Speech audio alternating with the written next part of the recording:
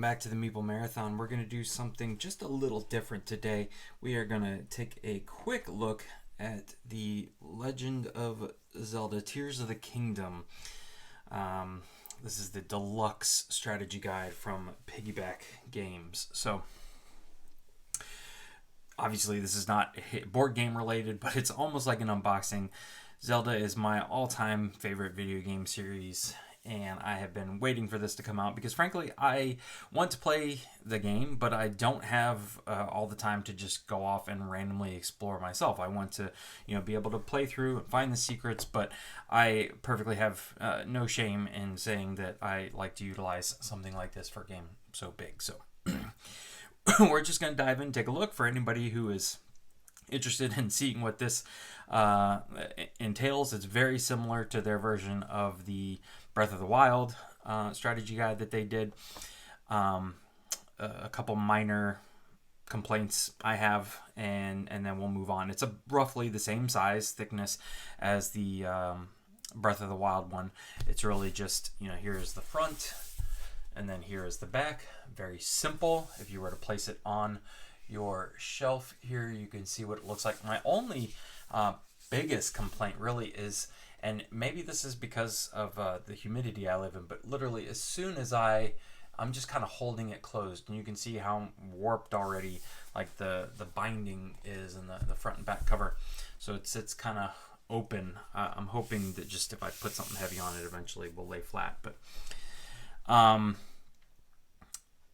as soon as I took off the cellophane, it just kind of warped out and has been like that ever since.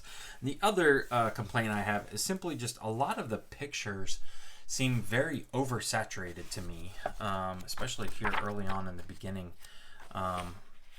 Like this picture here just seems a little oversaturated to me. I don't know why, or like some of these. The pictures look perfectly fine in Breath of the Wild. So who knows? But again, this whole strategy guide is set up very similar to the Breath of the Wild one. But if you're not familiar with that one, let's just go through here. So they start with a primer where they just basically go high level over everything. On-screen display, navigation, landmarks, points of interest, great fairy fountains. If you're familiar with Breath of the Wild, like this one here looks, and I realize that a lot of the game is played in the depths, which is in the dark. So these pictures may be hard to pick up on. They just seem a little, like I said, oversaturated to me. So high level overview of everything, from combat to, various strategies, resources, character progression, weather and elements, and then we had the companion. So this one was not, there wasn't anything like this in the Breath of the Wild one. This one gives a super high level overview of the different branches, the 4 different branches that you can go on, and then kind of the final branch. So this one is really good for people who just want that little bit of direction. My only problem with these are that they are super texty. You can see here there is just a lot of text going on. But they covered Great Sky Island, then intermission, kind of what should you focus on before you go off and start doing the various things. And then we're going to jump into Sage of the Wind. So this is essentially going off to Rito Village and taking on that whole temple. And so you can see everything here is just it's just text. It's just listed in text. There's no map or anything like that. Very, very text heavy. So take with it what you will.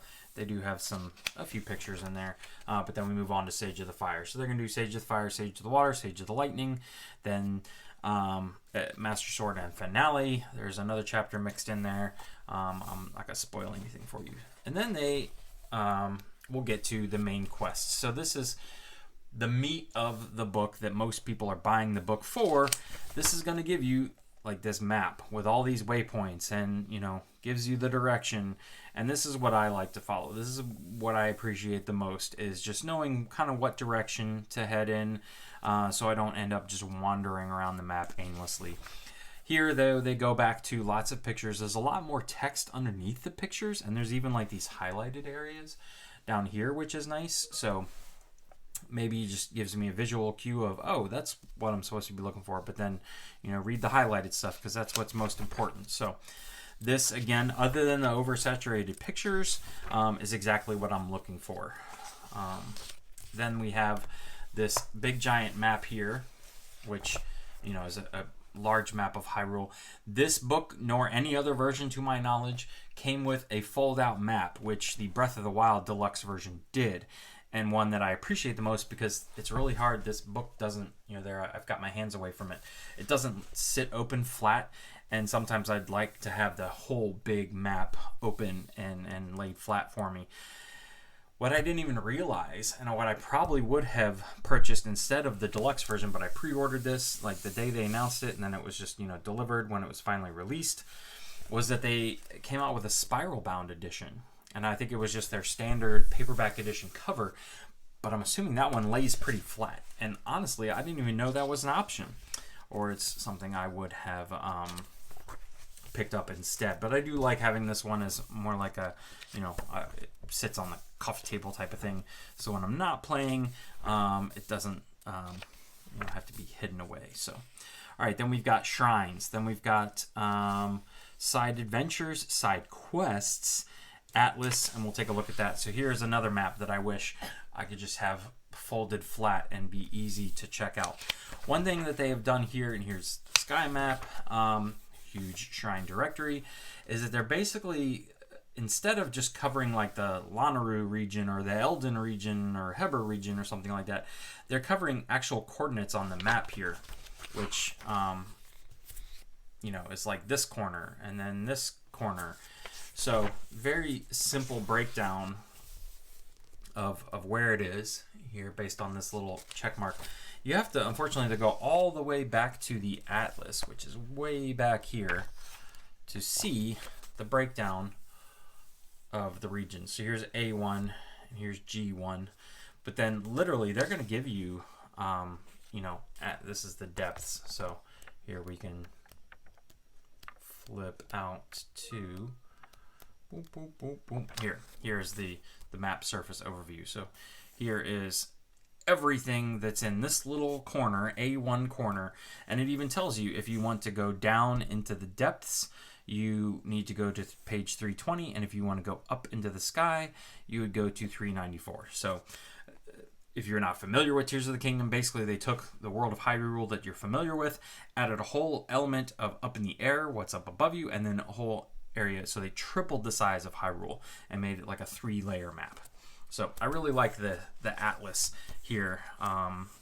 So much information, super fun for completionists and things like that. So all the rest of this here that I've already kind of bypassed is all of the side quests, the side adventures, listed out mainly in this style of, all right, everything in this region, here's all the side quests and shrines and everything else. The side quests are, though, just by region. So Hebra, Eldin, Akala, Lanayru region, which is what the former one was on. Jumping past all of our Atlas stuff, we're almost to the end here, but some of this stuff is very helpful. We have this whole farming section, so you can farm rubies and gems and stuff, because they aren't just good for money and turning into jewelry. You can fuse them to your weapons. So, but this section, I always really appreciated. Oh, I want the full set of soldier's armor. Well, this is where I go to get it. My number one set that I always go out and try and get early on, right here, climbing gear, climber's bandana, climbing gear, climbing boots. Super helpful for just getting around all the regions. Being able to scale everywhere quickly. And this tells you, where do I need to go to get them? And it gives you coordinates so that you can refer back to the map.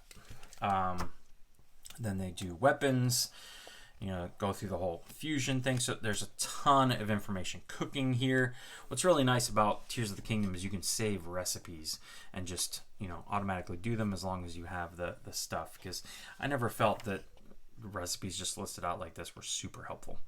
And then building vehicles. So they don't cover everything. Obviously, if you just Google search YouTube, you can see people have made some crazy creations, but this covers the basics, which is nice.